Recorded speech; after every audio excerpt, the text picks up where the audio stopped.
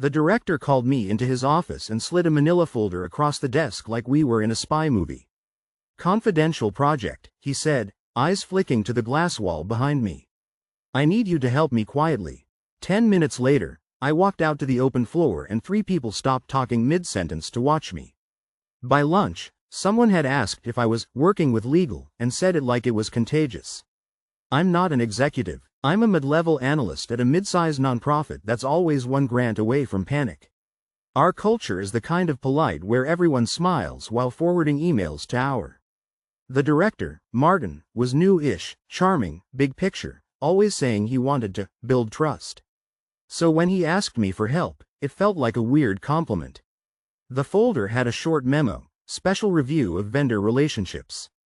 No letterhead, no signatures. Inside were printouts of invoices and contracts from a marketing firm we'd used for years. Martin told me to make a spreadsheet. Dates, amounts, approvals, and anything that looks off. He said not to save it on the shared drive. Use a thumb drive, he added, already opening his email like the meeting was over. And don't discuss it. People get jumpy. That last part was the first time my skin prickled. Confidential is one thing. People get jumpy. Sounded like he'd done this before. Escalation number 1 came that afternoon. I was in the copy room, pulling old invoice packets from the filing cabinet, when our operations manager, Denise, walked in and froze. She stared at the stack in my arms and then at the folder. "Are those vendor files?" she asked. I hesitated, because Martin had literally just told me not to discuss it, and because Denise had been here for 15 years and had opinions about everyone. "I'm helping Martin with something," I said carefully. Her mouth tightened into a line. "Helping him with what?" "I can't really." She nodded like she'd heard enough and left without another word. It was the kind of interaction that seems small until you notice how fast it spreads. 2 hours later, my Slack pings started coming with that fake casual tone. "Hey, random question, are you on some kind of audit team? Is everything okay? People are saying there's an investigation." The worst one was from a coworker I actually liked. "If you know something, maybe warn me. I don't want to get blindsided." I hadn't even finished the spreadsheet and I already felt like I'd been assigned the role of snitch. Escalation number 2 happened when Martin asked me to meet him off-site. Not at a conference room. Not on Zoom. At a coffee shop across the street. He arrived 5 minutes late, sat down, and immediately asked for the thumb drive. He didn't order anything. When I handed it over, he tucked it into his jacket like it was a passport. "Good work," he said. "Also, I need you to pull the approval emails for these invoices. The ones with the CFO." "Why?" I asked, because I was past the point of pretending I didn't care. He gave me a patient smile. "I'm building a timeline. Just the facts." Then he leaned in a little. "And listen, if anyone asks, you're just helping me reconcile records. Nothing more." That was funny, because reconcile records was exactly what I'd been saying, and it clearly wasn't working. On my way back, I opened my phone and saw an email from HR titled, "Reminder. Document Retention Policy." It had gone to the entire organization. It could have been coincidence, but it landed like a warning shot. That night I couldn't sleep. I kept thinking about the way Martin had insisted on the thumb drive, the off-site meeting, the no shared drive rule. If this was a legitimate internal review, why was it being handled like contraband? Escalation number 3 was public, and that's what made it feel dangerous. At our weekly all-staff, Martin took the floor and talked about strengthening financial controls. He said it with a calm smile, like he was announcing a new wellness initiative. Then he glanced straight at me. "We've identified some inconsistencies," he said, "and I've asked someone to assist with a confidential reconciliation to make sure our reporting is accurate." He didn't say my name, but his eyes didn't have to. I felt a ripple in the room, people turning, assessing. Denise didn't even try to hide her glare. After the meeting, 2 people I supervise pulled me aside. "Are we in trouble?" one of them asked. "No," I said, and it came out too fast. Because Martin said, "I don't know what he's saying," I cut in, then immediately regretted it. Now I sounded defensive, which is what guilty people sound like. By the end of the day, I got looped into a calendar invite titled, "Finance Irregularities, Preliminary Discussion." It included Martin, the CFO, HR, and me. Me, The person with no authority, no context, and apparently the face of the confidential reconciliation. I walked into the conference room already sweaty. The CFO, Linda, looked tired. HR looked wary. Martin looked relaxed, like a guy about to present a deck. He started by projecting my spreadsheet. Except it wasn't my spreadsheet. It had my layout, my column headings, even my color coding, but there were added notes I hadn't written. Read comments like, approval appears inconsistent, and possible split invoices. Then Martin said, this was compiled by, and he said my name, who flagged these anomalies. Linda's eyes snapped to me. Flagged? She repeated. I swallowed. I compiled the invoice data. I didn't flag anomalies.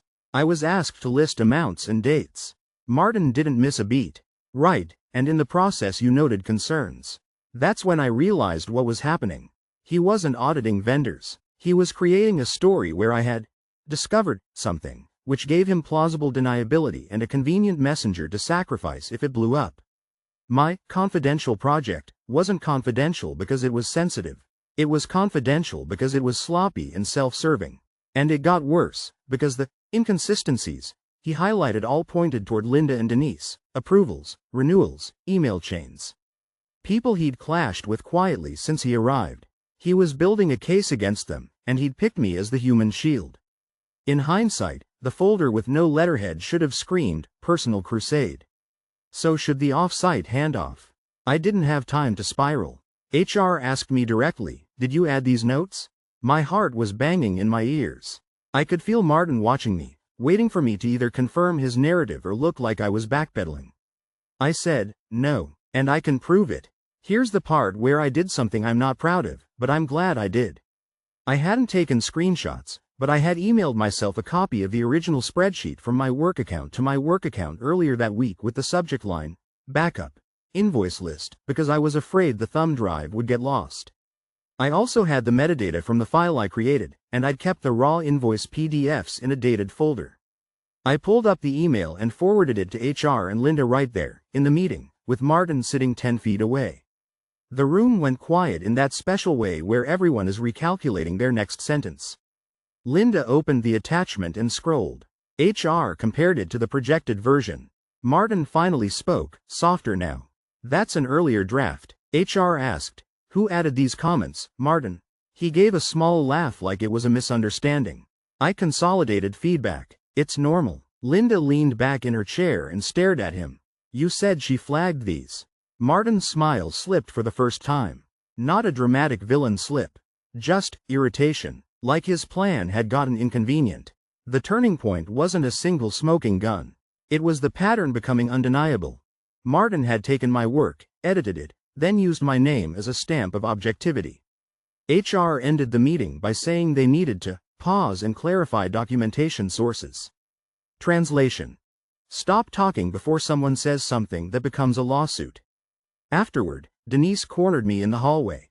You're lucky, she said, not kindly. I didn't ask for this, I replied.